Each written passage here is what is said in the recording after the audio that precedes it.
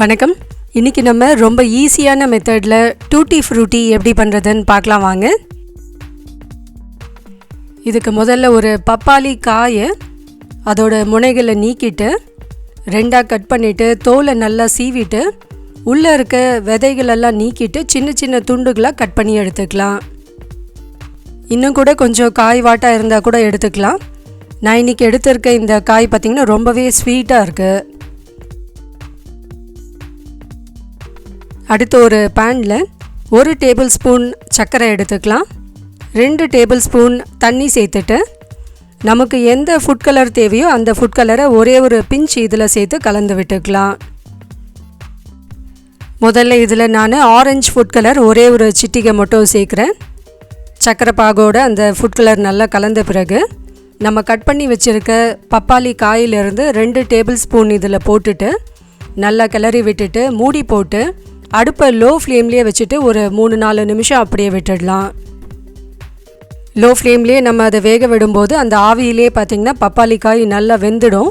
அதே சமயத்தில் கலர்லாம் நல்லா அப்சார்ப் பண்ணிக்கும். பப்பாளி காய் இது சின்ன சின்ன துண்டுகளாக இருக்கிறதுனால சீக்கிரமாகவே வெந்துடும். அதே சமயத்தில் நல்லா இது கலரும் அப்சார்ப் பண்ணிக்கும். அதனால் இதை நம்ம தனியாக வேக வைக்கணும் அப்படின்லாம் அவசியம் கிடையாது. இந்த மெத்தட்லேயே இப்போ இந்த tutti frutti orange colour ready ஆகிடுச்சு. நல்லா வெந்திருக்கு பாருங்கள். இப்போ இதை எடுத்து தனியாக ஒரு தட்டில் வச்சிடலாம். அடுத்து இதே ப்ராசஸை நம்ம ரிப்பீட் பண்ணி ஒவ்வொரு கலராக நம்ம ரெடி பண்ணி எடுத்துக்கலாம். நான் இன்றைக்கி red colour, green colour, yellow colour இது மாதிரி ஒரு 5 கலர் சேர்த்துருக்கேன். இதே ப்ராசஸை நம்ம ஒவ்வொரு தடவை ரிப்பீட் பண்ணோன்னா ஈஸியாகவே நமக்கு டூட்டி ஃப்ரூட்டி ரெடி ஆகிடும். நம்ம எடுக்கிற பப்பாளி காயோட ஸ்வீட்னஸை பொறுத்து நம்ம சர்க்கரையோட அளவை அதிகமாகவோ கம்மியாகவோ சேர்த்துக்கலாம். இப்போ நான் எடுத்திருக்க இந்த பப்பாளி காய் ரொம்ப ஸ்வீட்டாக இருக்கிறதுனால 1 டேபிள் ஸ்பூன் சர்க்கரையே இதுக்கு கரெக்டாக இருக்குது. இதே மாதிரி 1 டேபிள் ஸ்பூன் சர்க்கரை, 2 டேபிள் ஸ்பூன் தண்ணி, 2 டேபிள் ஸ்பூன் பப்பாளி காய்கள், இதுதான் இதுக்கு சரியான அளவாக இருக்கும். எல்லோ கலரும் இப்போது ரெடி ஆகிடுச்சு. அடுத்து நம்ம green colour tutti frutti ready பண்ணிக்கலாம்.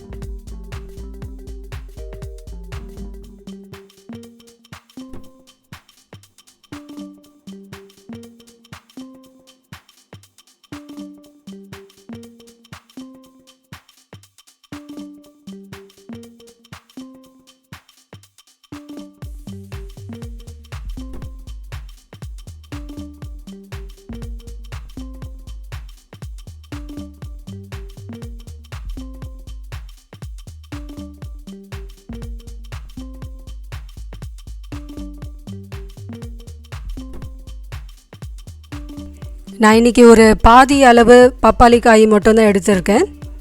ஏன்னா அந்த பாதி காயே பார்த்திங்கன்னா இந்த அளவுக்கு நமக்கு டூட்டி ஃப்ரூட்டி கிடச்சிருக்கு. இப்போது எல்லா கலர்லேயும் நம்ம டூட்டி ஃப்ரூட்டி ரெடி பண்ணியாச்சு. இப்போ இந்த தட்டுலேயே வச்சுட்டு ஒரு நாள் முழுக்க இதை அப்படியே ஆற விட்டுடலாம். ஒரு மூடி போட்டு ஒரு நாள் முழுக்க இதை நல்லா ஆறட்டும். இந்த மெத்தடில் பண்ணும்போது டூட்டி ஃப்ரூட்டியை நம்ம ரொம்ப நாளைக்கு ஸ்டோர் பண்ணி யூஸ் பண்ண முடியும். இப்போ ஒரு நாள் கழித்து நம்ம இந்த டூட்டி ஃப்ரூட்டி எப்படி வந்திருக்குன்னு பார்க்கலாம். இப்போ இந்த டூட்டி ஃப்ரூட்டிலாம் நல்லா ரெடி ஆகிடுச்சு.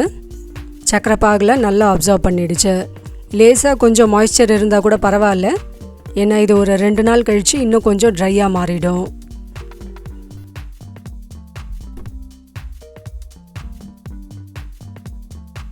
சப்போஸ் உங்களுக்கு இந்த அளவுக்கு மாய்ஸ்சர் வேண்டாம், இதை உடனே யூஸ் பண்ணணும், நல்லா ட்ரையாக வேணும்னா ஒரு டிஷ்யூ பேப்பர் வச்சு இதை நல்லா ஊற்றி எடுத்துடலாம்.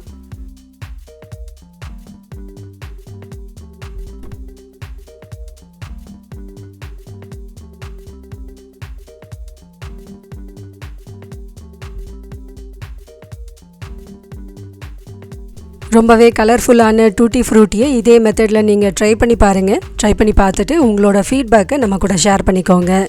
வீடியோ பிடிச்சிருந்தால் லைக் பண்ணுங்கள். இன்னும் நம்ம சேனலை நீங்கள் சப்ஸ்கிரைப் பண்ணாமல் இருந்தால் மறக்காமல் சப்ஸ்கிரைப் பண்ணிவிடுங்க. தேங்க்யூ.